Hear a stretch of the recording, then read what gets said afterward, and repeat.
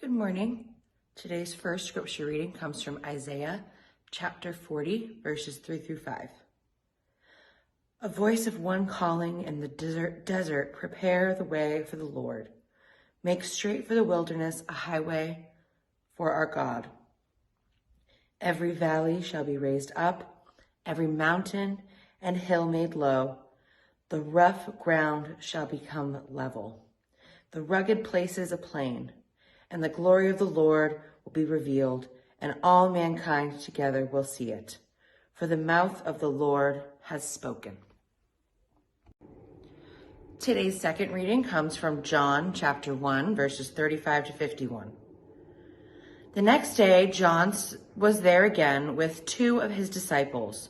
When he saw Jesus passing by, he said, "Look, the Lamb of God." When the two disciples heard him say this, they followed Jesus. Turning around, Jesus saw them following and asked, "What do you want?" They said, "Rabbi, where are you staying?" "Come," he replied, "and you will see."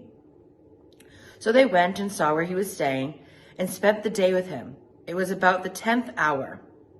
Andrew, Simon Peter's brother, was one of the two who heard that John had said and who had followed Jesus. The first thing Andrew did was to find his brother Simon and tell him, "We have found the Messiah." And he brought them to Jesus. Jesus looked at him and said, "You are Simon, son of John. You will be called Cephas." The next day, Jesus decided to leave for Galilee. Finding Philip, he said to him, "Follow me." Philip, like Andrew and Peter, was from the town of Bethsaida. Philip found Nathanael and told him, "We have found the one Moses wrote about in the law, and about whom the prophets also wrote, Jesus of Nazareth, the son of Joseph." "Nazareth? Can anything good come from there?" Nathanael asked. "Come and see," said Philip. When Jesus saw Nathanael approaching, he said of him, "Here is a true Israelite, in whom there is nothing false." "How do you know me?" Nathanael asked. Jesus answered, "I saw you while you were still under the fig tree before Philip called you." Then Nathanael declared, "Rabbi, you are the Son of God, and you are the King of Israel." Jesus said, "You believe because I told you I saw you under that fig tree. You shall see greater things than that." He then added, I tell you the truth. You shall see heaven open and the angels of God ascending and descending on the Son of Man.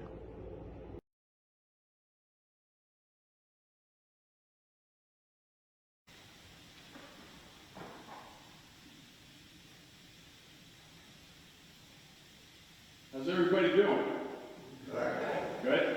All right, me too. It's good to be here. A lot has happened in the years since I was a member of this church. And if memory serves, I think I was on the diaconate. I think I was the chair of the diaconate at one point, or the co-chair with you, right? Kathy, weren't? I think you were. And I was on trustees for a while. I was on CE for a while. And between then and now, I've worked in a number of different churches, most recently as the interim pastor at Second Church of Plymouth. And they were fortunate enough to have recently called a new pastor, a wonderful guy that they got to relocate from Ohio. And he, I think, is his third Sunday with them this morning. And I've done a number of things in between working in churches. I worked for the Winter Food Pantry for a while, working in the warehouse, driving their box truck. Those of you that know Rustic Spirits Margarita, a local company, I drove that van around for a while. That was a lot of fun. I just started a new job with AutoZone, delivering parts, part-time. And the one job that I tell people that I've done that usually gets the biggest reaction is I taught driver ed for a couple of years. And I worked for a local driving school here in town, and that really was a trip. I really enjoyed teaching. Driving, maybe not so much. The teaching aspect of it was wonderful. The driving aspect of it was very difficult. And those of you who are of a certain age and you've had teenagers, you know exactly what I mean, because you You get behind the wheel of the car with them, and you know how frightening it can be. And you probably didn't have the advantage of having a brake over on your side of the car like I did. But even with that, sometimes it could be a very unsettling experience, especially when you get a young man or a young woman in there who's never been behind the wheel of a car. Every once in a while they get someone, this is their first time, and they're really nervous. And even if they didn't tell me, I could see how white their knuckles got when they gripped that steering wheel. And that was usually a pretty good telltale sign that they've never done this before. Now, of course, teaching driver ed, I have to teach them the rules of the road. I have to teach them safe driving habits. I have to teach them what they need to know to pass their driving test, a road test. They still make them parallel park. I don't know. Raise your hand if you've parallel parked in the last 5 years, you know? Nobody does that anymore now with the pictures. Steve's done it. Make a liar out of me. But anyway, in a very general sense, the most important thing that I could do as a driver ed instructor was teach these kids to expand their vision. They were afraid, and they would grab that steering wheel and they would stare straight ahead. And they would look at that light. They would look at that light. Sometimes they would look at the oncoming traffic. And this is a dangerous thing because you learn as you drive that wherever your focus is, that's where you will go. You don't want to go into that oncoming traffic. So I would try to teach them, expand your vision, see things that are around you that aren't directly in front of you. Like as we approach that intersection, see those kids that are coming towards the intersection on their bikes? They might not stop. See the person who's at the crosswalk signal is probably waiting, might go if another car lets them go. So be ready for these things. See the car who's weaving this way because they're probably on their phone. The more you can expand your vision and see things that aren't directly in front of you, the better driver you will be. And that was one of the biggest challenges, to teach the kids to be comfortable enough to see what's right in front of them, but also see the other things that are around them. To glance in the rearview mirror, to glance in your side mirrors, to be conscious of what's going on around the car and even in the car. Because it's true. The more you can expand your vision, the more you will see. Now, I know that sounds obvious, but it isn't always so obvious to someone who's very new. The more you can expand your vision, the more you will be able to see, the more information you will have, and the more successful a driver you will be. Expand that vision. In this gospel reading that we just heard, we have a situation presented to us where we have a number of examples where people are challenged to expand their vision. And the way John writes this gospel, there's a little bit of building up to things and widening the scope. There's the obvious example of how Jesus calls, a disciple here and a disciple there, and then they go and like remember that old shampoo commercial? Not that I know much about shampoo, but there was that old shampoo commercial, and you tell two friends, and they tell two friends, and so on and so on. So we have that expansion, where Jesus is calling the disciples, and they tell more, and they tell more, and more people come in. But particularly if we look at Nathaniel, we look at Nathaniel's calling. This is kind of interesting the way John writes this. Nathaniel makes a confession about Jesus. Rabbi, you are the Son of God. You are the King of Israel. Now he says this because he's impressed that Jesus saw him somehow sitting under a tree, which is really not that important and really not that big a deal.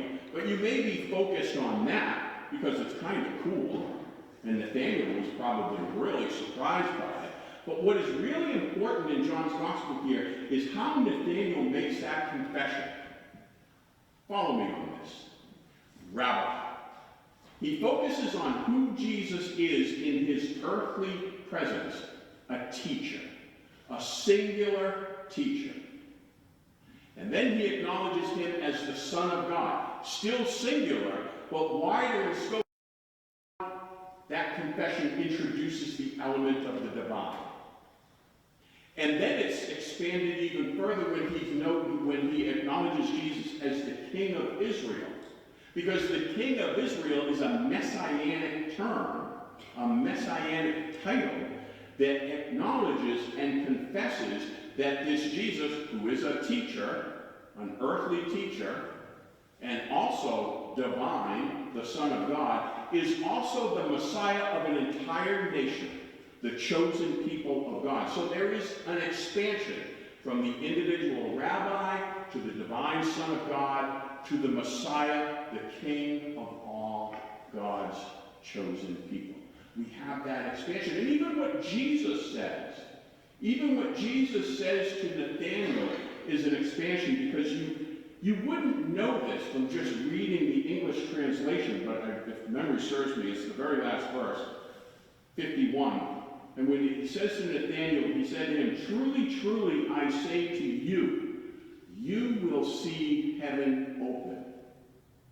In the Greek, in which this is written, that "you" is plural. Jesus is talking to Nathanael, singular, and then all of a sudden, when he invokes this image of Jacob's dream, you know the game you used to play as a kid, Jacob's Ladder, you made that thing, that he's invoking the dream that Jacob had where he saw the angels ascending and descending. And he says "you," plural. He's not only talking to Nathanael, he's talking to the other disciples, and he's even talking to us. There is an expansion of the scope in what Jesus is saying, from the individual to the collective.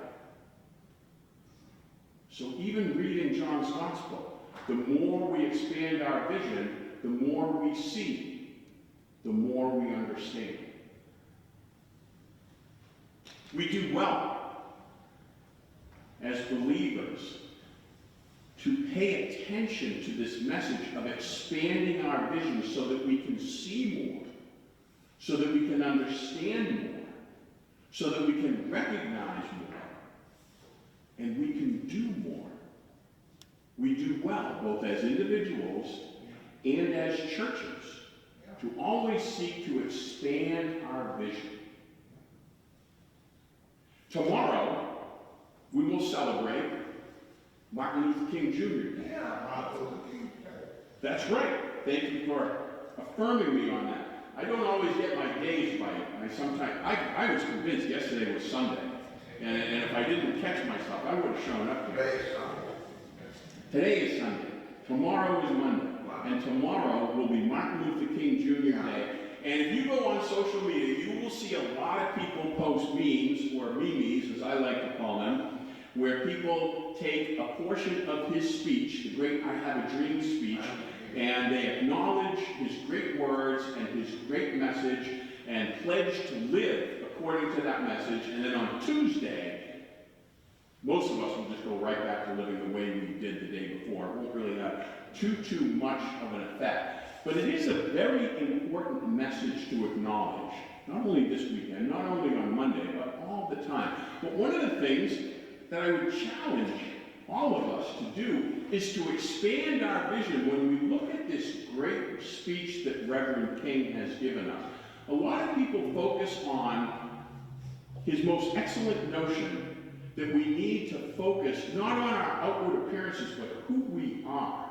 And that there needs to be equality, and there needs to be a recognition of the dignity of each person, no matter how they look on the outside. And very often we focus on the race, but sometimes to the exclusion of a very important message that was in that speech also. And Reverend King alludes to our first reading from Isaiah. When the Lord comes, and on that day, when the Lord comes, mountains and hills will be laid low, rough places will be made smooth, the crooked ways will be made straight, and everything will be so that we can see the glory of God. And King's very important remarks are in the context of that idea that we need to expand our vision so that we always look to the glory of God. Because if we go along and live our lives and just focus on the world in which we live and pay no attention to the kingdom of God, the world of God, the heavenly realm, and focusing on the glory of God, our actions, our efforts might be good, but they will not be as good as they could be if we expanded our vision and always focused, as Reverend King says, on fighting physical force with spiritual force, on looking for how, in whatever we do, in whatever we fight for, our focus is on the glory of God. How do we see the glory of God? How do we shine a light upon the glory of God? How do we manifest the glory of God? And how can we live the glory of God? As churches, too, we do well to expand our vision and to see more so that we can do more and accomplish more. This church is at a very important point in your history, in your life. Whenever a pastor leaves and you start to take the efforts of filling the pulpit again, whether you do so on temporary means and eventually on a more permanent basis, there's a lot of work to be done. I know this firsthand. I've been on both sides. What's that? A lot of work to be done. There's a lot of work to be done, brother. There really is. Whenever there is a vacancy in the pulpit, churches have a lot of work to do, and you know that. In that work, though, it's very important, it's crucial even, that we don't grab the steering wheel so tight because we're afraid of what might happen, what might not happen, what's going to happen, and just focus on what's directly in front of us. Relax a little bit, step back, expand your vision. Expand the vision, each one of us, everybody in the church, individually and collectively. It's very important. It's crucial to make sure that we don't focus too much on specific agendas, specific wants, specific desires. I've been involved in a lot of searches in this capacity and that capacity.